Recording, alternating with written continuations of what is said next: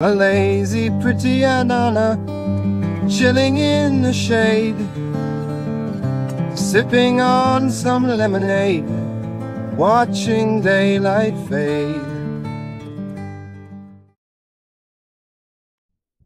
কলকাতার বিরিয়ানি বলতে আজ যা বুঝি তা এনার হাত ধরেই এসেছে। ইনি লখনৌর 11th তথা শেষ নবাব ওয়াজিদ আলী শাহ। এনাকে একটা থ্যাংক ইউ বলি।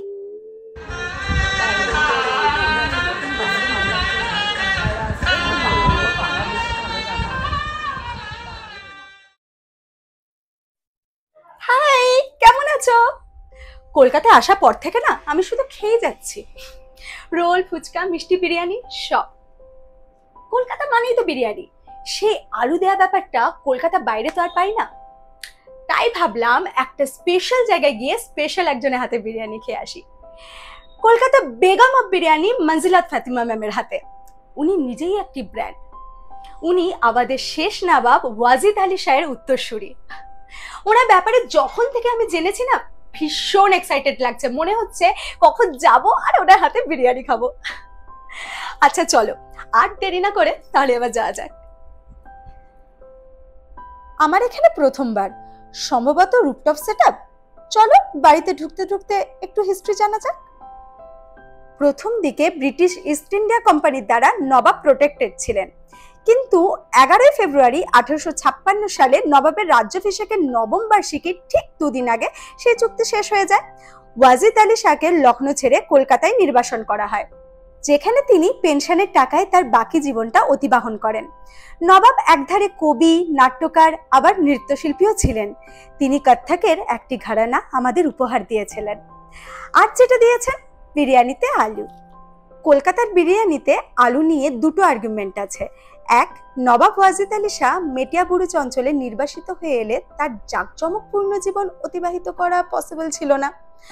আগে তার কত ঠাটবাট, 5-6টা কিচেন থেকে এক্সোটিক সব খাবার আসতো। এখানে বেচারা তার একটাই ছোট রান্নাঘর। তবে নবাব ইচ্ছেগুলো তো দমে রাখা সহজ নয়। বাধ্য হয়ে মাংসের পরিমাণ কমিয়ে বিরিয়ানিতে আলুর ইন্ট্রোডিউস করতে হয়। নবাব ইয়াতে একটু চোট পেলেও সেই যাত্রায় রক্ষা পেয়ে যায়।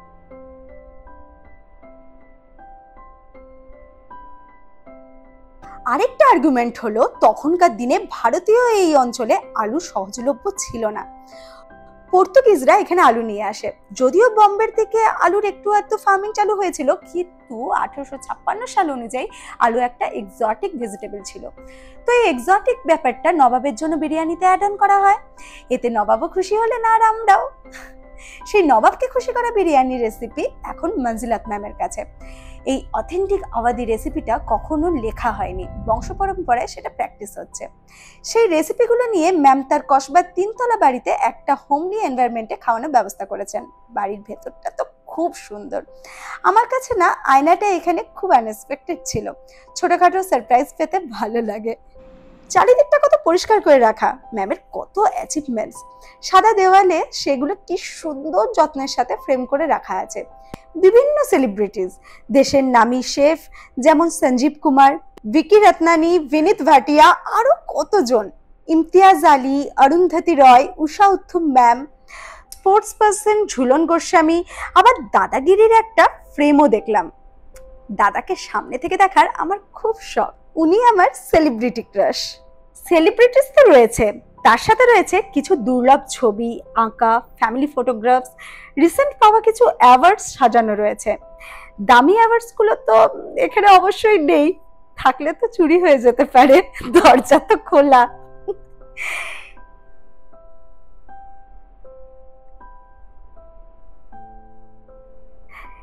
এই ইনি কে বলো তো?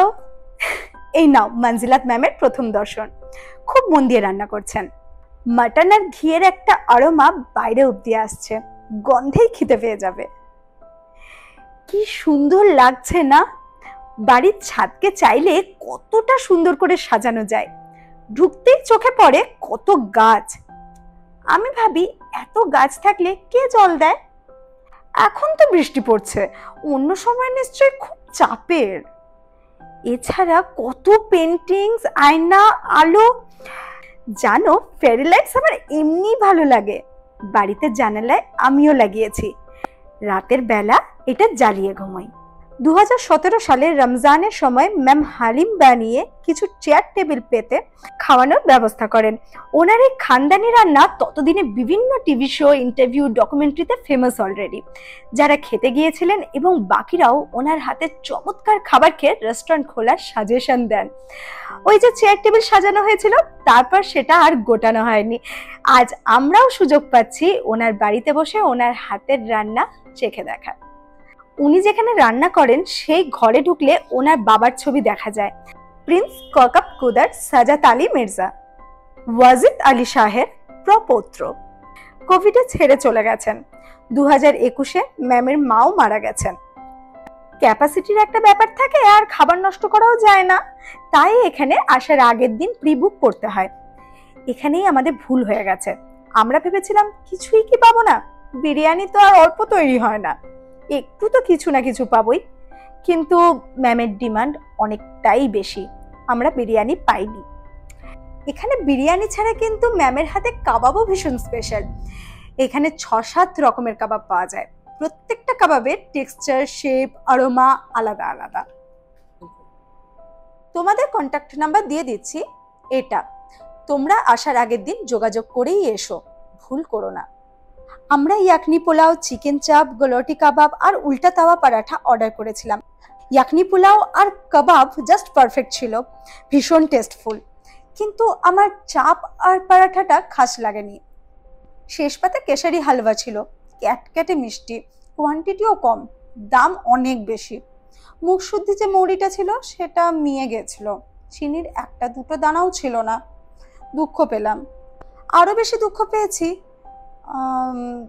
জানি না তোমাদের বলা উচিত কিনা। না শোনো, দরকার এটা। আমার পার্সোনাল এক্সপিরিয়েন্স ম্যামের সাথে খুব একটা ভালো হয়নি। এসেই ম্যামকে হাই করলাম, উনি হয়তো শুনতে পাননি, দেখেছিলেন কিন্তু কোনো রেসপন্স করেননি। আরও 2-1 মিষ্টি করে হেসে কথা বলার চেষ্টা করলাম, উনি বিজি ছিলেন হয়তো।